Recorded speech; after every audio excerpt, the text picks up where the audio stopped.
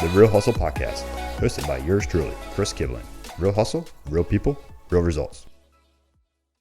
You can help support our podcast by checking out our Real Hustle gear. We have t-shirts, hoodies, tank tops, hats, and more. The Real Hustle gear is great for the gym or even a night out on the town. Let everyone know that you are a real hustler willing to do whatever it takes to get the job done.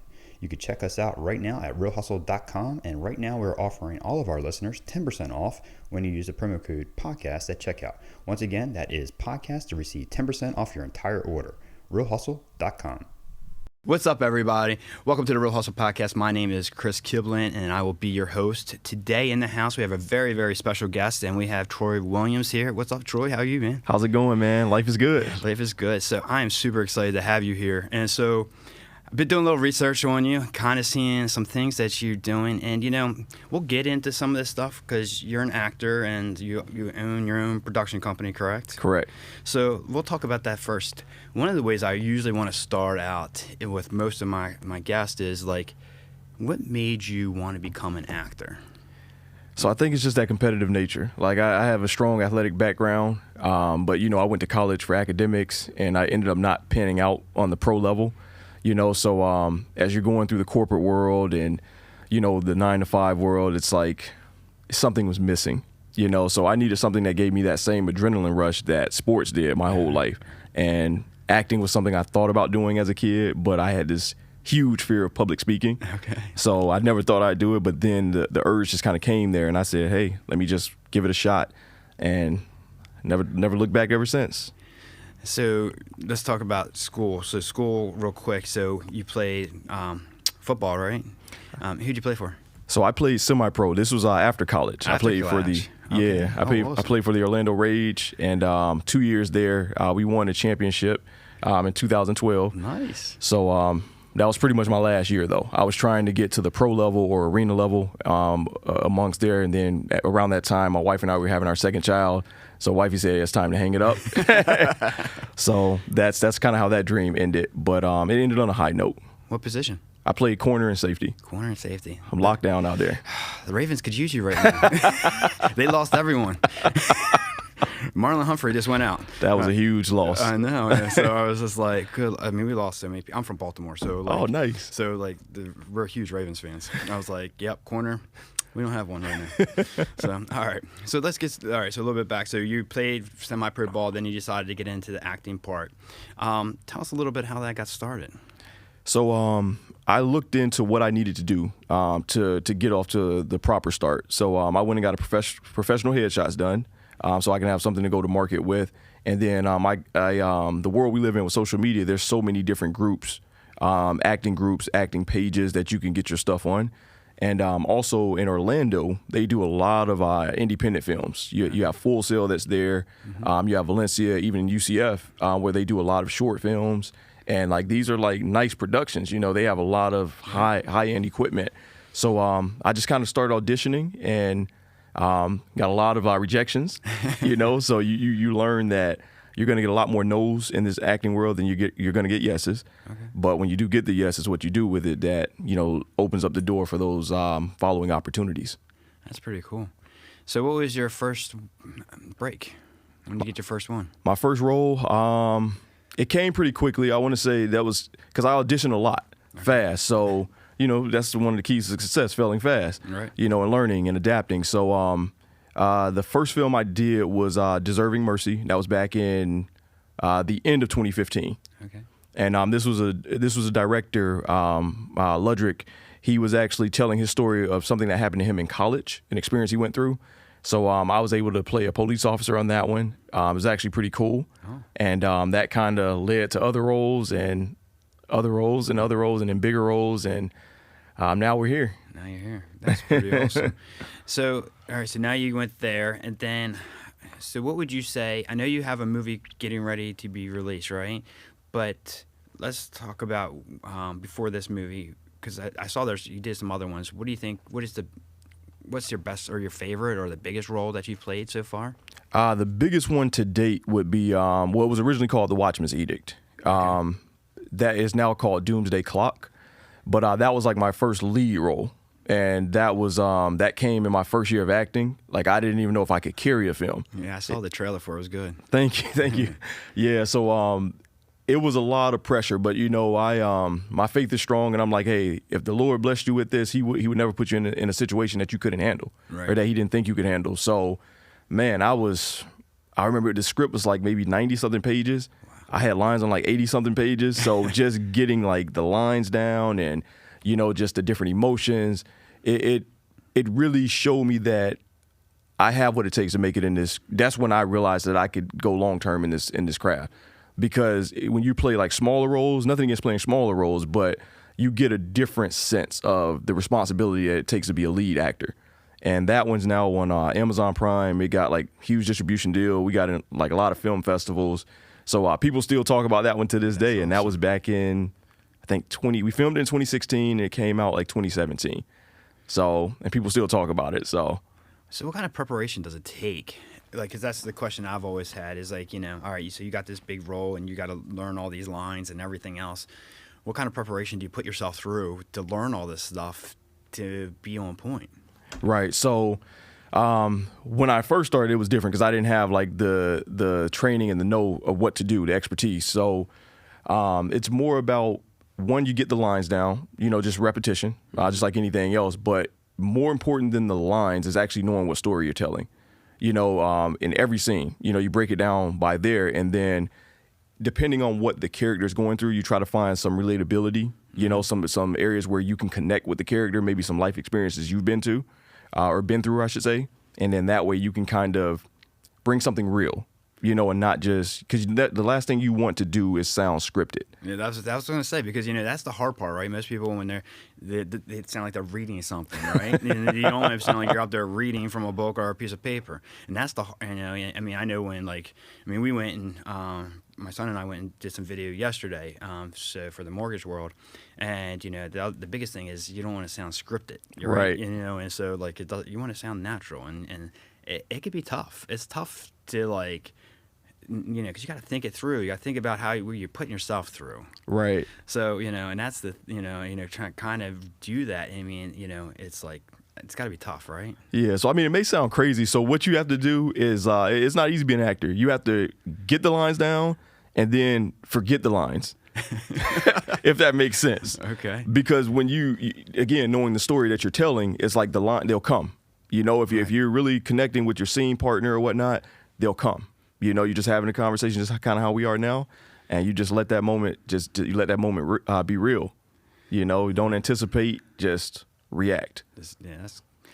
That's pretty cool. So, all right, so then let's keep going. So, one of the biggest things, and I'm super excited about, is that you have a new movie coming out. And what's the name of that movie? The book False Prophet. So tell us a little bit about that. So yeah, that role, I played the lead role of a pastor. Okay. And for anyone who knows me, that's a pretty big deal because I really don't do faith-based films. Okay. Nothing against them, but a lot of the ones that they put out nowadays, I feel like they're very cheesy, really watered down. Yeah. And I feel like my thing, I always want to tell stories. I'm a storyteller. I think that's a better term as opposed to actor. I'm a storyteller. So I feel like if you're going to tell the story, you need to reach the people that really need to be reached, as opposed to thinking about where is this going to be accepted and played at. Right. So that's my thing. So I've never, I've read a lot of scripts for faith-based, and I'm like, it just didn't really do it for me. But when I read this script, I couldn't put it down. I couldn't put it down. I just got excited. I'm like, man, this guy goes through a lot. And, some of the questions that I've always had about pastors who kind of are all the way up here, and then they kind of hit some roadblocks, and I always wonder, how do they get to that point? Right. How do they constantly keep going down when they're in such a high point? So that gave me an understanding of that, just playing this character. So I played the role of Pastor Jack. This film was written, produced, and executive directed by Betty Humphrey Bradenton, and directed by Kenethia Mitchell. And I love working with female filmmakers. I will say that because my experience has been different. Like, they really let me bring the character to life. They really let me be creative. They let me try different things. I don't like to be held in a box. Right. Sometimes it's all about just letting those creative juices flow and seeing what comes out. So it was a great experience, and I'm very excited about this film. I think this will be my best film to this date, honestly. That's awesome. So how did you get the role, or how did you come about the role? Did you have to audition for it, or they just say, hey, what's up, man, we want you in? I think, yeah. So that's one of the perks when when you have like a solid resume out there, especially in the independent market. They've seen a lot of my work, so they actually did this as a stage play first for many years. Okay. And then the writer, she decided to turn it into a feature film. So she had seen some of my work, and she actually reached out to me, and she said, hey, I have a script for you. You'd be perfect for the role. So, me personally, I never commit to anything until I read. I have to read the script. I have to have a connection to it. It could be a great film, something like that, but if I don't have a connection to it, I won't do it. Right. It has to be a real connection, because that's what's going to keep me up at night. That's what's going to have me putting those extra hours in. You want to be motivated, right? Absolutely. I mean, that's the thing. I think that's a key thing in anything we do in life is like, all right, whatever we're going to do, you want to have that sense of like, hey, this is something that makes me feel good. And we talk about this a lot on the show is like, finding your passion, whatever you do, you'll never feel like you're working, right? And I'm sure that's how you feel. Absolutely. And so like, a lot of times what people don't realize is that they get stuck in these jobs, or they're in a job that they don't like and they think this is all there is. And I'm trying to bring it out to show people there's more to life out there than just being stuck at some 9-to-5 job. Find your passion. Even if you have to start and you're working, you got to do a 9-to-5, but then you go do whatever you love to do at night or on the weekends. Find whatever that passion is and grow it into a business that can make you money. Absolutely. Because the thing is, though, if it doesn't excite you, and it doesn't make you want to get out of bed in the morning, that's tough. That's a tough life. Life's too short. It's depressing. It is, and that's the thing is like you want to make sure whatever you're doing, and not only that, for you, I'm sure this is your reputation, right? So you want that, whatever you're putting out there, that product you're putting out there, you want it to make sure that your audience sees that passion. Absolutely. So, so explain a little bit more about that. So when it comes to, like I said, when it comes to acting, like I said, you definitely have to have a connection. And I like what you just said earlier there. You use the 9-to-5 to fund the dream. That's really what it's for, to fund the dream. So I enjoy what I do with the acting. Like when I'm on set, when I get to play different characters, it makes me a more well-rounded person. I get to understand like people who I didn't understand or who have different occupations or different life experiences that I've never experienced. Now I can understand them. And now when I see someone in life that I come across, I understand them. You see, so now acting has really like just opened up my world to really being able to connect with people a lot better. So it's deeper than acting. It's gotten me into schools where I'm able to talk to kids and the youth about following their dreams, and not settling. You do that, aren't you? Yeah. So that's the thing. I think it's a great thing that, here's the thing is like, you hear so many people, it's really tough to get into acting, or it's really tough to get into some type of business. I think if you want it bad enough and you love it bad enough, you'll figure a way out. I think that's true. Yeah. That's true. So one of the biggest questions is I've always wanted to ask an actor is that, you do all the work, you do all this, you got to do all the filming and everything else. What's it like when you finally watch the final project? How rewarding is that, or how exciting is that? So this is one of the first films I've actually been on the producing side as well. Okay. So before I was just an actor. Right. So the first time I would be seeing it is the first time they're showing it to the public. So it would actually be like pretty nerve-wracking. Okay. Like I never would sit down in the theater to watch it, or because I'm like I have butterflies. I don't know how people are going to receive it. I don't know what it looks like. Right. You know, so that's another benefit of being on the producing side. I've been able to see this all the way through post-production. So now I know that what we're putting out there is quality. So now on December 19th, when we watch this, I know what to expect. So I'll be able to relax. I'll have some popcorn and kick back a little bit. It's a film that I'm very proud of, though. Like, from an emotional standpoint, this is like some of the deepest emotional ranges I've had to go through. So I had to go through some dark places to kind of bring out some of these scenes to life. And as actors, that's what people don't understand. It's tough. It's tough because sometimes you have to self-reflect. You have to go back to places that you wanted to leave in the past. Exactly. So you have to know your limits, though. You have to know your limits because when I first started, I was kind of hesitant to take a role like this because I could go to that place. I didn't know how to get out of that place. And that could lead to like depression, and you don't want that, So yeah, man, it's definitely rewarding. Yeah. So you're speaking about, okay, so now I know that you have a big event coming up on December 19th, correct? That's right. Yep. And so now will this be the first time that it's going to be shown?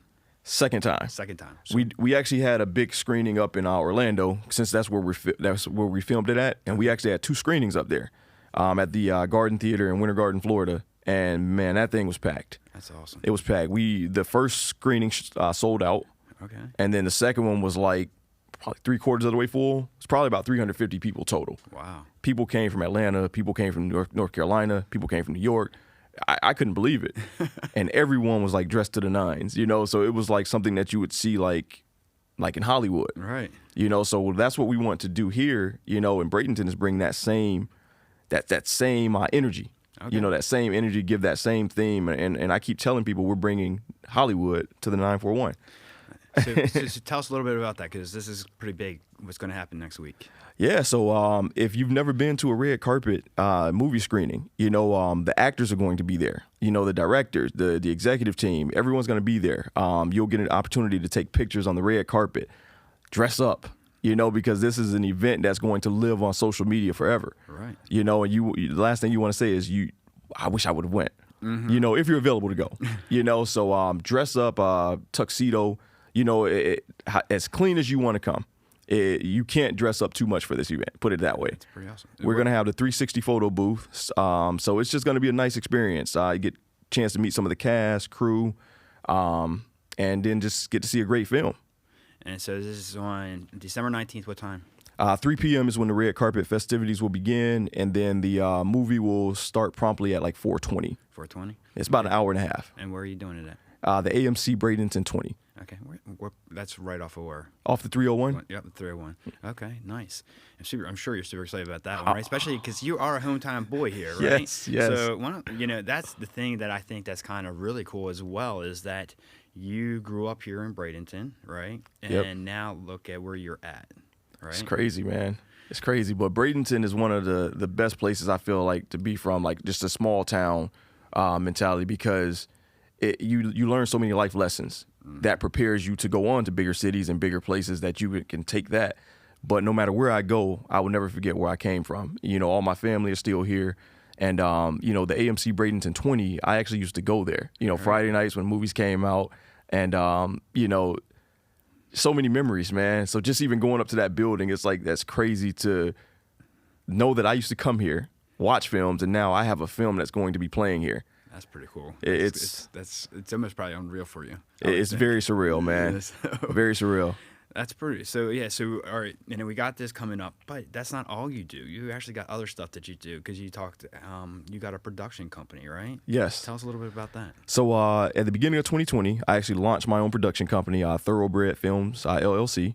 And with Thoroughbred, what we do is we produce films. I have my own talk show, which is Limelight Conversations, where I do exclusive interviews with people who are successful in different areas of life, but they have like a story, a story that's going to inspire. Mm-hmm. So one of the things I've always wanted to do is, I got into the craft of acting to act. I learned the craft. I'm going to continue to work on my craft, but I've always been a firm believer that you should learn everything, even behind the scenes on how things operate. The more you know, the less you have to depend on people. Yep. So I've done over, 40 something films, in the past 6 years. Wow. Busy. Some good, some bad, but all those they all add to the experience and the expertise that you learn. You learn what to do, what not to do. So I just felt like in the independent market, there's a lot of projects that don't get finished. That's one of the things that irks me. You have these people who give their time, they put on these performances, and then for whatever reason, the film doesn't get finished. It never comes out. Oh, wow. It doesn't exist. You just wasted people's time. Right. So me, I just want to elevate. That's always my goal, is to elevate, take things up to another notch, set a standard that if anyone sees Thoroughbred Films on something, then they know that's going to be a quality project, and they know that we're going to do our best to get it on the highest platform that we can to get them the maximum exposure. So that's what Thoroughbred is all about, just elevating. So do you do like commercials, or are you gonna do like films, or what do you, or do you do it all, or? Yeah, pretty much everything. Like people come to me, they tell me what they want, and I have just different teams I have together that filming crews, photographers, depending on whatever they want. We can supply them. So Oh, that's pretty cool. but yeah, mostly focused on the film side, producing films. So have you ever do you take over, like, let's just say it's another independent film and they're having issues? Do you can you go in there and take over and help them finish all that? Absolutely. So that's pretty awesome. Absolutely. So 40-some appearances that you said you've done in acting so far? Yeah. Is that correct? Yeah, it's been a lot, man. Like I said, some of them never came out. Okay. But I at least got the experience as the actor, like playing so many different characters. I guess that's the win for me. It's I've been able to play so many different characters. Like sometimes I feel like now I have a split personality. Like my wife is like, why are you acting right now? I'm like, I'm not acting.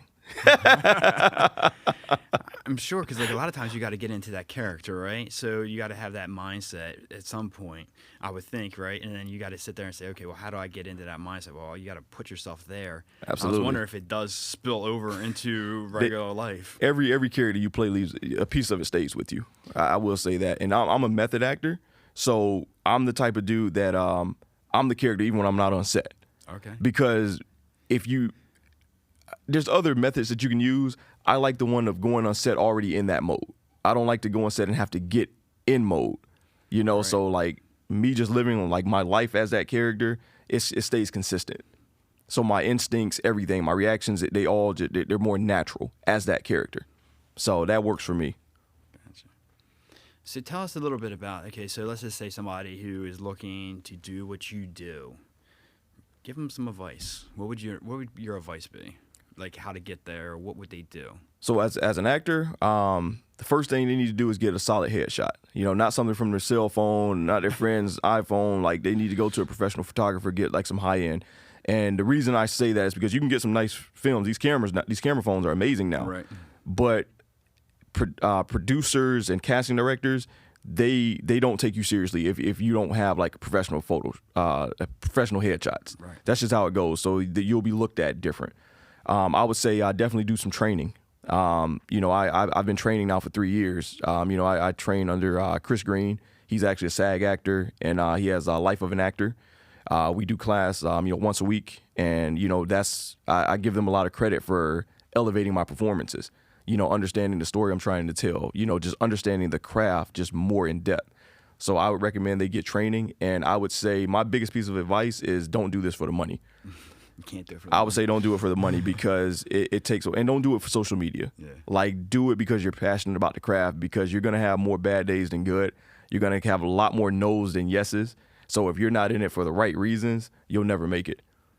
But I think that goes back to what we were talking about before, is like find your passion, right? Mm-hmm. Even if you got that 9 to 5 to pay the bills, right? But you're also doing this to find other ways because it's passion. It can't be, one of the biggest things is you got to look at it from I do this podcast, right? I don't make no money from it, but I love doing it, right? And so, that's the thing. It's a passion of mine. You got to find out what your passionate about is, and then let that passion go. And who knows? Maybe one day I'll make some money from doing these podcasts. But the thing is like you gotta look at it from the standpoint of you can't do it for the money. The money will come. Right. I firmly believe that. So in the mortgage world, I'm very passionate about doing mortgages. My first 2 years, we were broke. We had no money, because you had to build your business. Right. You had to get people to trust you to give you business. That's Absolutely. how it works in my world. So my first 2 years, we were clipping coupons and we were going to the dollar store to buy food and stuff like that, but I stuck with it because it was a passion of mine and it was something that I was very passionate about, and I knew eventually someday it would pay off. Mm-hmm. And that's the thing, is like I think that's what people, they give up too soon, right? Absolutely. Yep. How many no's have you gotten, and you got to get to the point you'd be like, because a lot of people, if they keep getting no, then it's the same thing with my world. If I keep asking realtors for referrals and they say no, and you just give up because, you know what, I'm done. I'm tired of asking. I don't want to do this anymore. I keep getting shot down. you get frustrated. Right. And who knows, that next one might have been the one. Yep. That's how it always is, man. It's crazy, you know. And the thing is you just don't know, and you gave up too soon. Yep. You know, and so like that's the thing is like you just find that whatever it is, and if it really is your passion, your dream, you'll figure it out. You'll get past that. You can't let the little things like the money and everything else, or even the nose, let it stop you. And it's a shame because so much of the world it's like that. Yep. You know, I mean, I bet you 95% of the world is like that. I would agree. You know, it's high. So it's like, you know, so they just don't want to go after what it is or whatever because it's too hard, right? They get comfortable. People get comfortable in their world, and they go to work every day. They're comfortable making, you know, whatever that amount of money is, paying their bills, have their house, and they get through life like that. Yep. But they never really experience life. Right. And it's just like, that's the mind-boggling thing. And this is why I love doing these podcasts, is because I get people like you, and I get people like that started a business from nothing and grown it. And you see the passion in them, and you see what they're doing, and they love what they do, and they love telling their story. And so, like, that's really what I wanted to bring to the table. And so, like, it's just, there's so many people out there, and you can help inspire people, and you can help inspire people who want to get somewhere. You know, it's like, you know, I know, like, people want to do podcasts, and they're just like, I have people now hit me up all the time. Hey, man, how'd you do that podcast? How'd you get that started? It's like, you know, your podcast is awesome, you know, and I just did it, you know? I was just like, I don't know what the hell I'm doing. But I was like, you know what? I'm just going to do it. Figure it out, yeah. Figure it out as I go. Yep. Right? And it's the same thing in the mortgage world. I'm sure it's the same way with the acting. Like, you just figure it out. Right. If it's you, you'll figure it out. Right. I think me playing sports my whole life, I think helps with the mentality of, you know, just going through losses and not letting it affect you, you know, and not giving up. You know, when you come from a world of sports, like, you're trained to just, you bounce back, get up, wipe yourself off, and then you adjust, you know, try, fail, adjust. That's kind of how I operate.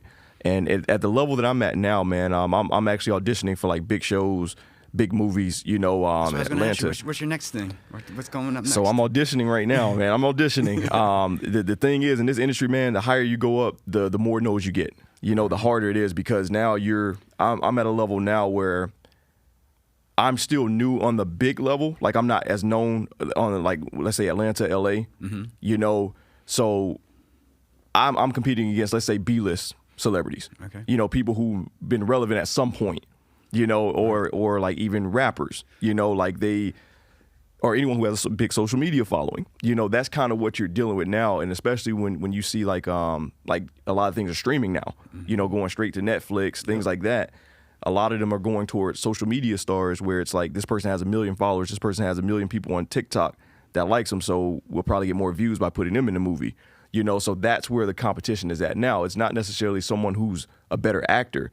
It's someone who can get them more exposure. Gotcha. You see what I'm saying? What but that doesn't always equate to good acting. Right. So you get what you pay for, you know? So Right.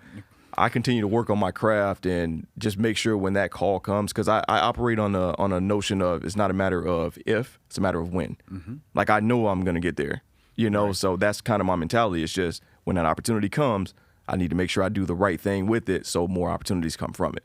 Because I saw you talking a little bit, or saw on social media, you were talking a little bit about Atlanta, about how it's starting to pick up there for you, right? Yeah, I've been doing a lot more auditions there. And honestly, the pandemic kind of helped out a lot because before you would have to go up there to audition, you know, in person, whereas now it's all like self-tapes, you know, so you tape yourself, you send it in. You know, and I have a couple of people who do professional taping services, so it's like the audition quality is amazing, and you get multiple takes, which is what you don't get at a live audition. That's true. You know, you come in there and you something doesn't go right. I mean, all right, next. Yeah, because I mean, there's like, yep, that didn't work. No, I didn't even realize that was. I was wondering about that because I was like, all right, so is there like, did you Zoom, you know, like Zoom editions or something like that, or you know, because like I mean, you know, especially like you said with the pandemic, and then also people like just like the travel with the COVID and everything else, you know, and everything else. I'm sure that was making it, you know, a little bit tougher. Yeah. So they weren't even. Man, I missed out. I'm still mad. I missed out on a couple of big roles in Atlanta when the pandemic happened because when they shut everything down, they weren't taking anyone from Florida because Florida was like a hot spot. Right. So they're like, if you coming from Florida, you probably have COVID. You know, that was kind of the mentality. So they weren't, everyone started doing like only local stuff. Like Atlanta was only casting people who lived there. Gotcha. LA was only casting people who lived there locally. They weren't letting anyone travel in. So that really like, that hurt a lot, you know? So, but again, I feel like what's for you is for you, you know? So another opportunity is coming. I'm very upset, man. I just had a huge audition and I was like, so the auditioning process, you do a first audition. If they like you, you'll get a callback. Okay. That's kind of how the process goes. The callback could be in person or it could be on Zoom. I had a big audition for a commercial. This was for Popeyes. Oh, wow. All right. They said it was going to be a celebrity on it. We didn't know who the star was going to be, though.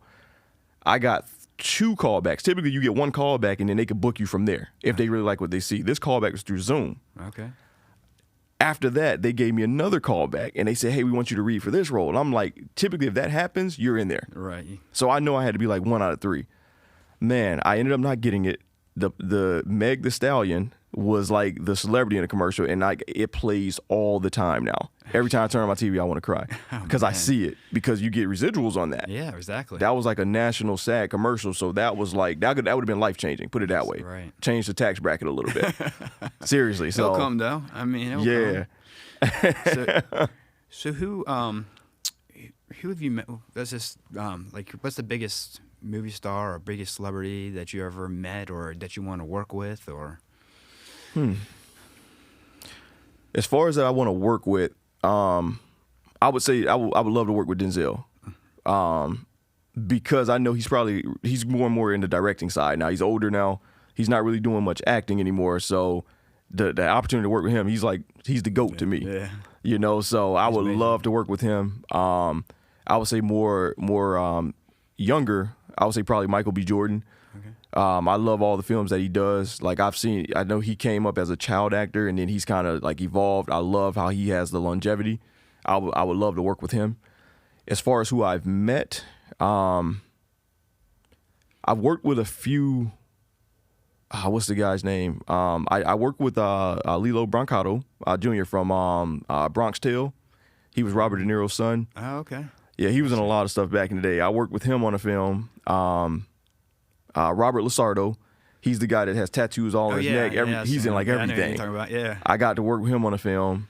And Eric Roberts, Julia Roberts' brother, got to work with him on a film. He does a lot of stuff in Florida, actually. Okay. And those are some of the people I got to work with, like, personally. That's pretty cool. I was in a film, Country Wayne, you know, the comedian Country Wayne. Yeah, right. He was in one of the films that I did. I didn't get to meet him, but he was in it. He filmed on a different day. Okay. But those are probably some of the biggest names that I've worked with. Pretty cool, right? Because, I mean, that's the thing. It's like, you know, you're sitting there and you're like, you know, I mean, I can only imagine, like, sometimes you're like, you know, wow. I was like, you look up to somebody, or you know them, and you're like, is this really happening? And, you know, you talk about Orlando. Now, one of the things I guess I always thought, is Miami not a big place to do acting? I thought it was. No, it is. It is. It is, yeah.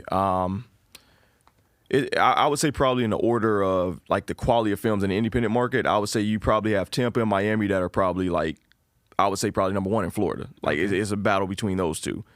I would say Miami, you have more experienced filmmakers in the Tampa area, in like St. Pete, all that stuff. But Miami, they have bigger budgets. Right. Like, so an independent film down there is like a big budget film in a major studio. Like they have millions to spend on an independent film, so it's not really like an independent film. So as an actor, you can make more money down there on a film like that. Okay. Orlando's kind of a melting pot. You know, just kind of even like the people who like live there and move there. You have some newer filmmakers. You know, you have student filmmakers, and then you have wannabe filmmakers who think that they're, you know, so you have a blend. So you don't know what you're going to get in Orlando. Okay. Yeah, because I know the school's there. Was that Full Sail? Full Sail, yep. So Full Sail, because we actually, with my son, went and checked it out for him. And I know we went and walked the campus, and that's a pretty cool school. Great school. I mean, they've got a lot of people that turned out from that school. Great school, yeah. They typically go to school there, and it's a packed in program. Yeah. Like I think it's like 21 months or something like that. It's like a 4-year degree packed in like 21 months, or some of them even 16 or something. It's crazy, and it's expensive, but it's worth it because the people who get their degree there, they typically go into Atlanta, LA, New York. They go into bigger markets, and then they're equipped. Okay, gotcha. So anything else you want to share? Anything else you got out there you want to talk about? I think that's pretty much it right now, man. We're really focused on this film right now. After Bradenton, you know, we're going to get it into a lot of film festivals and going to hit the film festival circuit. That's how you get – it makes it easier to get a distribution when you start winning, like, film festivals and you have all those laurels on your film and everything. So we're going to hit that. And then, yeah, man, I'm looking for the Christmas and spending time with my family, man. Honestly, like, it's been a crazy year, a blessed year, you know, a very productive year. And I'm just looking forward to Christmas, man. So not to backtrack, so film festivals, is that how, so you do those throughout the country, or how does that work? Yeah, you could do those nationally, internationally. So we submit them to like the ones that we feel are best suited for like our film. Okay. You have there's a lot of big ones here. We're gonna start local. You know, we hit the local ones first. Submit them to those. The big thing you have to get officially selected in it. You get a laurel for that. Then comes the different categories, you know. So if you become like a finalist, you know, like your film is like a finalist, that's another laurel that you get. Then if you get like you know, best film, you know, best actor. Because you got one for, or at least nominated for, right? Best actor. I won. Yeah, I won one. Okay. Yeah, that was back in 2019 at the. So it was a compilation of films. Like this one, they allowed us to put like our demo reels together based on the films that we had done. So this was like some of the best actors in Florida, and their best resume that they put together, you know, of their films. So they went through everyone's, and like my mentality or my strategy for that was to tell a story with my demo reel. You know, just so many different characters, different emotional ranges, just to show like almost a full body of work in like a minute and a half. Wow, that's crazy. Yeah, so they really connected with it, and that was huge, man. That opened up a lot of opportunities for me once I won that. That made me definitely a lot more known just in the state of Florida. That had to be super exciting. I mean, to get something that all your hard work, you see it paying off. Yeah, that was just a testament. Like, I don't do this for awards. You know, right. And I'm pretty sure you're the same way. The awards don't really validate you, but it does show you that you're going in the right direction. Exactly. You know, it shows that someone appreciates what you're doing. Exactly. So, you know, keeps you going. Yeah, if we did it for just the awards and money, man, we'd probably be broke. or disappointed. Or disappointed, right? So, I mean, you know, so, yeah, so, all right, so just want to touch again, red carpet on December 19th, starting at 3 o'clock at the AMC in Bradenton. Absolutely, and that is a Sunday, folks, so I'm sure you guys are free. You know, most people are free on Sunday. And it's going to be a great event. Like I said, it's an impactful film. That's the biggest thing. I think in this film, there's something in there for everyone. You know, I think everyone's going to see a character they relate to. They're going to see a situation that they relate to. You know, they're going to see some things that are going to make them feel up. They're going to see some things that are going to make them feel down. They may cry. You may laugh. Like, this film has all of the elements in it. And that's why I say I know this is going to be an award-winning film and probably my best film to date because it has all the elements. All of them. Can't wait to see it. Looking forward to it. Thank you Appreciate you being here. Hey, thank you for having me, Chris. All right. Thanks, everyone, for watching. We'll catch you next time.